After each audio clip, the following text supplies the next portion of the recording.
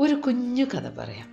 തൻ്റെ ജീവിതത്തോട് ഒരല്പം പോലും തൃപ്തിയില്ലാതിരുന്ന ഒരാൾ എന്തിനും ഏതിനും എല്ലായ്പ്പോഴും പരാതി പറയുന്ന പ്രകൃതക്കാരനായിരുന്നു. മഴ പെയ്താൽ ഇന്ന് എൻ്റെ ദിവസം പോയി, വെയിലാണെങ്കിലോ ചൂടെടുത്ത് ജീവിക്കാൻ പറ്റുന്നില്ല, ട്രാഫിക് ആയാൽ ഈ തിരക്കെല്ലാം നശിപ്പിക്കും.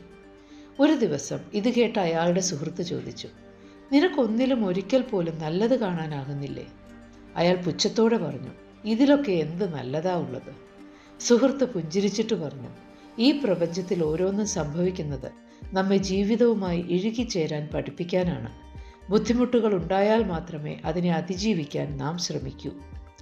മഴ പെയ്യുന്നതും വെയിൽ പരക്കുന്നതും സർവ്വ ജീവജാലങ്ങളുടെയും നിലനിൽപ്പിനാണ്. അതിലുപരി ഇവ നമ്മെ തളർത്താനല്ല, നമ്മളിൽ സഹിഷ്ണുത വളർത്താൻ കൂടിയാണ്. തിരക്ക് നമ്മിൽ ക്ഷമാശീലം വളർത്തും. കാര്യങ്ങൾ മുൻകൂട്ടി ചെയ്ത് തിരക്കൊഴിവാക്കാൻ പഠിപ്പിക്കും. ജീവിതത്തിൽ സംഭവിക്കുന്നതെല്ലാം നമ്മെ ഒന്നല്ലെങ്കിൽ മറ്റൊന്ന് നാം അറിയാതെ പരിശീലിപ്പിക്കുകയാണ്. പ്രശ്നം ജീവിതത്തിലല്ല, നമ്മുടെ കാഴ്ചപ്പാടിലാണ്. നമുക്ക് അരോചകമായ പല കാര്യങ്ങളും ആസ്വദിക്കുന്ന, അതിൽ ആനന്ദിക്കുന്ന എത്രയോ പേരുണ്ട്. നല്ലതെല്ലായിടത്തുമുണ്ട്, പക്ഷെ അത് കാണാൻ മനസ്സിനെ കൂടി പരിശീലിപ്പിക്കണം. എല്ലാത്തിലും നല്ലത് കാണാൻ പഠിച്ചാൽ ജീവിതം തന്നെ മാറും. കാരണം നമ്മൾ കാണുന്നതല്ല ജീവിതം, നമ്മൾ കാണാൻ പഠിക്കുന്നതാണ് ജീവിതം.